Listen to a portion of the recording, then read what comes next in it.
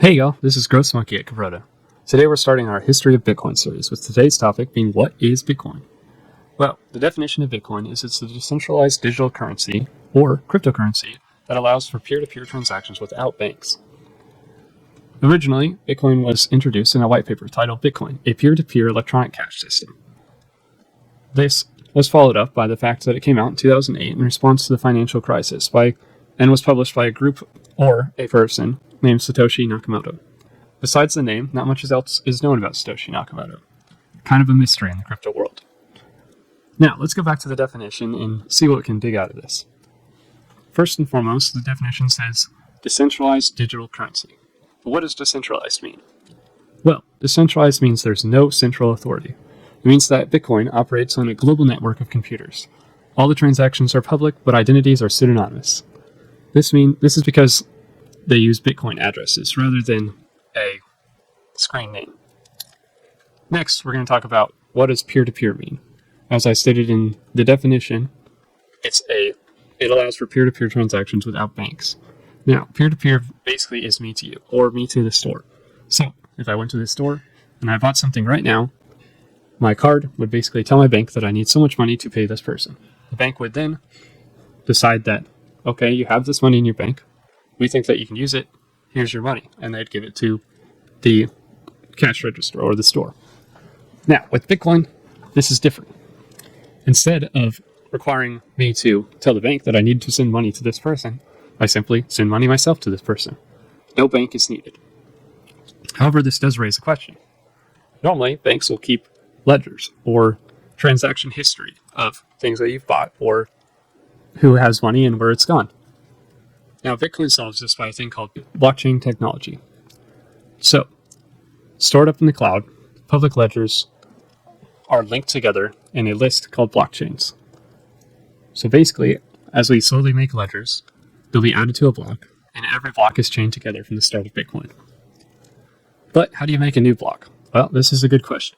A new block is made from a process called mining. You might have heard of it. Mining is basically verifying transactions and adding them to the blockchain. The way that miners do this is solving mathematical problems, and they're rewarded with Bitcoins for their efforts. Now, there are a couple of challenges that come with Bitcoin.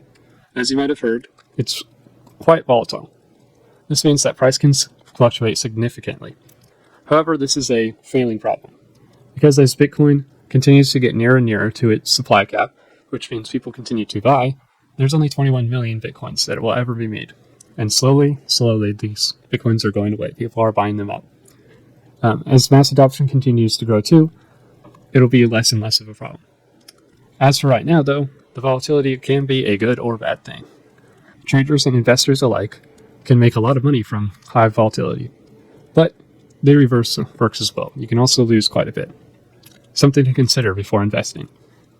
Now, the next thing that comes up is scalability. A lot of the problems with Bitcoin as it came out is the transaction speed and capacity. Now, there are already solutions that are slowly coming out that are fixing this issue. Stuff like the Lightning Network and other things. We'll be covering some of that later in another video. Next, people have worries about regulation.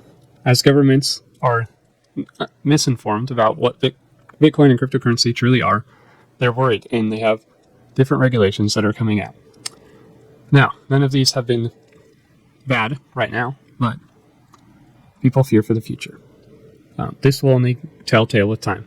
As mass adoption continues to happen too, it becomes less and less of a worry. And as people continue to learn more and decide for themselves if this is really a good or a bad thing. Now, the last and final concern is the environment. People are worried that the energy consumption from mining and the heat that is produced could be a problem for the environment. But people are finding their own creative solutions not to have this as a problem. People are using them to warm their greenhouses. People are using volcanoes to power their mining. There's a whole bunch of crazy solutions out there that you can use. Now, in conclusion, Bitcoin is a revolutionary thing with significant potential despite the challenges that it has. Hopefully you'll catch us for the next episode in our series of Bitcoin's history. Talk to you all next time.